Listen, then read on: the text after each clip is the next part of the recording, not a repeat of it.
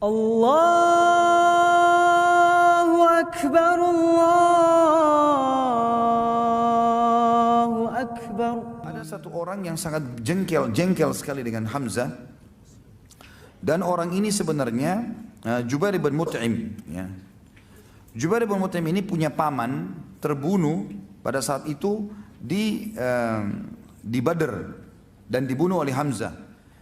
Maka dia berkata kepada budaknya yang bernama Wahsy, berangkatlah bersama orang-orang jika engkau membunuh Hamzah, paman Muhammad, demi membalas dendam pamanku yang bernama Thu'aimah bin Adi yang dibunuh oleh Hamzah, maka engkau akan merdeka. Waktu masih di Mekah. Dan kebetulan memang si Wahsy ini orang yang sangat mahir. Saking mahirnya dia melempar tombak sampai dikatakan dia bisa melempar tombak memasuki sebuah lubang besi yang diputar dengan kencang, gitu kan? Kemudian dia bisa melempar dan bisa masuk ke tengah-tengahnya tanpa harus memberhentikan goyangannya besi itu. Jadi saking cepatnya, jadi besi bulat diikat dengan tali kemudian diputarin dengan kencang. Itu sementara berputar dia bisa lempar tombak melewati tengah-tengah lubangnya tanpa memberhentikan goyangnya lingkarannya besi itu. Jadi sangat luar biasa terampilnya. Maka dia mengatakan kau akan bebas. Kata Wahsy, saya pun pada saat itu tidak berpikir apa-apa masuk kancah peperangan kecuali harus bisa membunuh Hamzah. Karena saya bebas, saya nggak ingin berperang. Waktu Hindun binti Utbah, istrinya Abu Sufyan, ayahnya dia Utbah bin Rabi'ah yang terbunuh pada saat duel di Badr, gitu kan? Utbah ayahnya dia dibunuh oleh Hamzah. Karena waktu Utbah duel sama Ubaidah kan terluka. Lalu kemudian waktu Ubaidah diselamatkan oleh Hamzah dan Ali, Hamzah menusuk Utbah. Syaibah pamannya Hindun juga dibunuh oleh Hamzah. Al-Walid saudaranya dia dibunuh oleh Ali, gitu kan. Maka dua orang sini, ayah dan pamannya dibunuh oleh Hamzah. Maka dia pun memanggil Wahsy sambil mengatakan, hai Wahsy, selain majikanmu Jubair bin Mut'im yang akan menjanjikan kau bebasan, kamu lihat ini perhiasan saya, dikeluarin satu kotak penuh perhiasan yang mahal sekali. Karena dia ratu Mekah. Ini semua jadi milikmu, asal kau bunuh Hamzah. Kata Wahsy pada saat itu, saya benar-benar cuma berpikir pada saat itu bagaimana saya bisa mendapatkan kebebasan dan mendapatkan harta ini. Itu saja yang saya pikirin. Di sini ada satu hal yang menarik. Penulis mengangkat dalam buku tentang masalah. Coba kita dengarkan bagaimana Wahsy menceritakan pada saat itu. Wahsy berkata, aku adalah hamba sahaya milik Jubair bin Mut'im. Paman Jubair yang bernama Thu'aimah bin Adi terbunuh dalam perang Badr. Ketika orang-orang Quraisy berangkat ke Uhud, Jubair berkata kepadaku, engkau merdeka jika engkau berhasil membunuh Hamzah paman Muhammad untuk membalas kematian pamanku. Wahsy berkata, lalu aku pun berangkat bersama pasukan. Aku laki-laki dari Habasyah yang mahir melempar tombak layaknya orang-orang Habasyah secara umum, dan bidikanku hampir selalu tepat sasaran. Ketika dua pasukan telah bertemu, aku keluar memata-matai Hamzah. Aku mengintainya sehingga aku melihatnya di antara pasukan yang berperang seperti unta abu-abu. Maksudnya unta abu-abu ini teman-teman sekalian, dikenal unta itu kalau dikatakan oleh orang unta abu-abu, unta yang perkasa, unta yang kuat, gitu kan? Unta yang biasanya kalau unta jantan berwarna abu-abu itu dia bisa memiliki beberapa unta betina yang lain, punya kelebihan. Dia memporak-porandakan musuh seperti atau dengan pedangnya, dia memporak-porandakan musuh dengan pedangnya dan tidak ada yang bisa menahannya. Demi Allah, kata Wahsy. Ini Wahsy cerita setelah masuk Islam ya.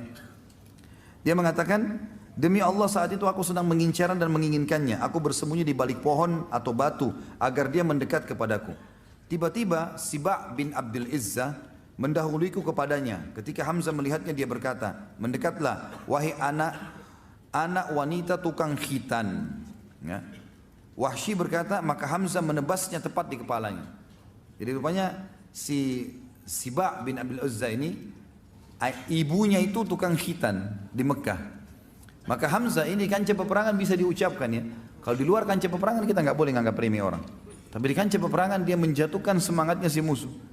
Dia bilang, kalau mau lawan saya, mendekatlah wahai anaknya wanita tukang khitan, gitu. Begitu mendekat, ditebas lehernya sama Hamzah seketika. Wahsy menceritakan itu. Dan itu tepat di depan matanya Wahsy. Wahsy melihatnya. Wahsy melanjutkan, lalu aku menyiapkan tombakku Ketika yakin dia tepat sasaran, aku melemparkannya dengan kuat kepadanya. Tombak itu tepat bersarang di pusar perutnya sampai tembus ke balik tubuhnya. Hamzah berusaha untuk mendekat kepadaku, artinya sudah kena tombak, tembus. Hamzah melihat Wahsy yang kejar. Kata Wahsy, dia sempat mengejarku. Dan aku pun ketakutan ini. Jangan sampai Hamzah bisa membunuhnya. Padahal tombak sudah tembus. Belum pernah ada orang kena tombak tembus masih bisa lari, masih bisa menyerang gitu. Hamzah berusaha untuk mendekat kepadaku, tetapi dia tidak kuasa melakukannya. Aku membiarkannya sampai dia gugur. Lalu aku mendekatinya dan mengambil tombakku, kemudian kembali ke markas. Aku tetap duduk di sana karena aku tidak lagi mempunyai kepentingan selain itu. Aku membunuh Hamzah agar aku bisa merdeka. Wahsy berkata lagi, aku pulang ke Mekah dan aku dimerdekakan. Aku tinggal di Mekah sampai Rasulullah SAW menaklukkannya. Dan aku kabur ke Taif. Jadi Wahsy salah satu dari 10 orang yang diperintahkan Nabi untuk dibunuh, termasuk seperti kita bahas bulan lalu Ikrimah bin Abi Jahal yang juga masuk dalam 10 daftar itu. Kata Wahsy, waktu Nabi SAW melakukan Mekah, aku pun lari ke Taif dan tinggal di sana. Ketika delegasi Taif datang kepada Nabi SAW untuk masuk Islam, aku tidak lagi menemukan jalan untuk berlari. Lalu aku berkata kepada diriku, aku akan pergi ke Syam atau ke Yaman atau kemana? Demi Allah pada saat itu aku berpikir demikian. Tiba-tiba seorang laki-laki berkata kepadaku, celaka engkau demi Allah. Muhammad tidak akan membunuh seorang pun yang masuk ke dalam agamanya dan bersaksi dengan kesaksiannya. Ini makhluk Islam. Manakala aku mendengarkan kata-katanya, aku pun pergi segera menemui Rasulullah SAW di Madinah.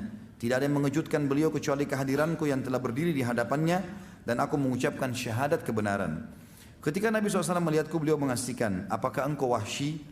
Aku menjawab, benar wahai Rasulullah. Nabi SAW mengatakan, duduklah dan ceritakan kepadaku bagaimana engkau membunuh Hamzah. Wahsy berkata, maka aku menceritakannya kepada beliau. Selesai aku berkisah, beliau pun bersabda, sungguh sayang, jauhkanlah wajahmu dariku, aku tidak ingin melihatmu. Jadi sudah syahadat, tapi Nabi bilang, mulai sekarang jangan kau selalu ada di wajahku. Bertemu ya silakan, tapi untuk ngobrol menjadi orang yang selalu di depanku jangan, karena aku khawatir nanti akhirnya aku mengingat pamanku dan akhirnya membenci seorang muslim, ya seperti itulah. Wahsy berkata, setelah itu aku selalu menghindar dari Rasulullah SAW sehingga beliau tidak melihatku sampai beliau pun wafat. Wahsy berkata, masih lanjutan satu paragraf lagi, ketika kaum muslimin berangkat untuk menyerang Musailamah al-Kadzab. Jadi di zaman Nabi SAW meninggal ada orang yang mengaku sebagai nabi tapi dusta, namanya Musailamah al-Kadzab. Aku berangkat bersama mereka setelah syahadat untuk tadi ya, membawa tombak yang dulu aku gunakan untuk membunuh Hamzah. Ketika kedua pasukan bertemu, aku melihat Musailamah dengan pedang di tangannya. Demi Allah aku tidak mengenalnya. Tiba-tiba seorang laki-laki Ansar mengincarnya dari sisi yang lain.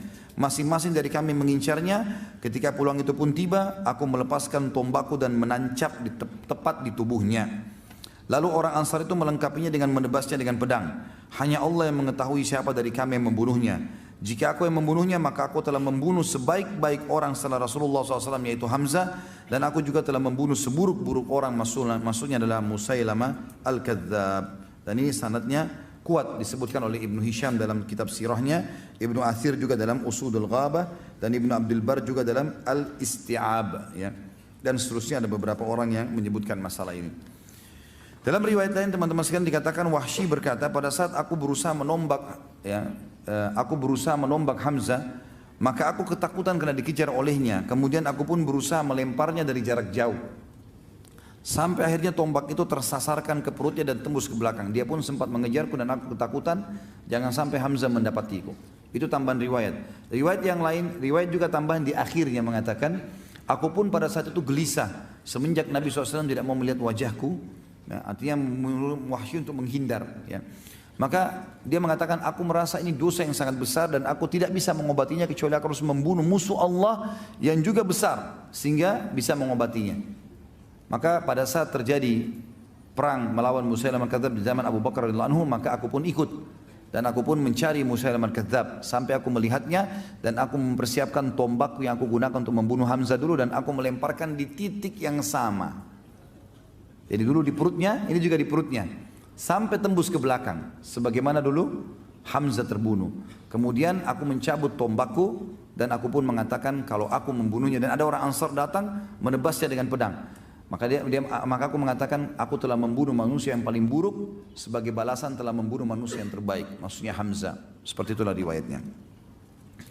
Teman-teman sekalian, pada saat Hamzah radhiyallahu anhu mati di sini, terbunuh mati syahid, maka Nabi SAW waktu lihat jenazahnya dalam sebuah riwayat yang sahih, riwayat Bukhari, kata Umar bin Khattab, kami belum pernah mendengarkan Nabi SAW menangis terisak-isak seperti pada saat melihat jasad pamannya Hamzah.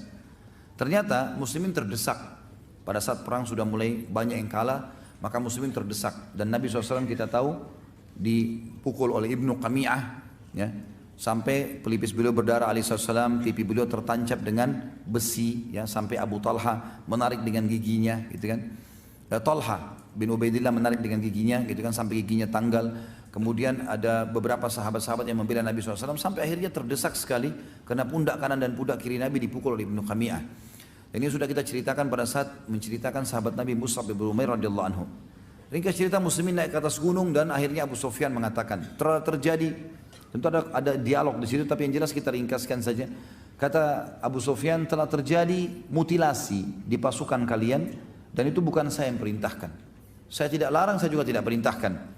Maka jangan bawa-bawa ini kepada saya gitu.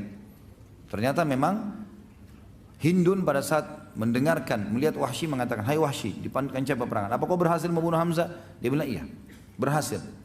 Kata Hindun, mana dia? Cari jasadnya, dicari jasadnya, gitu kan? Dan ditemukan Hamzah, ternyata dia meletakkan bulu burung merpati di baju besinya. Itu ciri khasnya beliau. Dan nanti dikenalnya Hamzah juga pada saat itu karena adanya bulu itu yang dipenuhi dengan darah. Maka Wahsy pun mengatakan itu sana, yang di dadanya ada bulu merpati. Hindun pun mendekat, lalu Hindun menyuruh agar hidungnya dipotong, radhiyallahu anhu. Kemudian juga dibelah dadanya dan dikeluarkan jantungnya. Ya, Hindun pun berusaha memakannya karena jengkelnya ayahnya dan pamannya terbunuh, tapi dia tidak mampu dan dia membuangnya. Jadi pemandangan yang sangat luar biasa. Bayangkan kalau paman kita seperti ini, hidungnya terpotong, darah semuanya, kemudian dadanya terbelah dan jantungnya kecabut dan dibuang begitu saja di situ. Maka Nabi SAW waktu itu menangis terisak-isak. Tapi wahyu datang. Jibril datang menyampaikan kepada Nabi SAW dan mengatakan, dan beliau menyabdakan ini kepada para sahabatnya, Hamzatu sayyidus syuhada'i yawmal qiyamah. Hamzah ini pemimpinnya para syuhada di hari kiamat nanti. Jadi enggak usah kau sedih hai Muhammad, ini bukan cuma mati syahid biasa, dia akan jadi pemimpin para syuhada di sana, ya, di akhirat nantinya. لا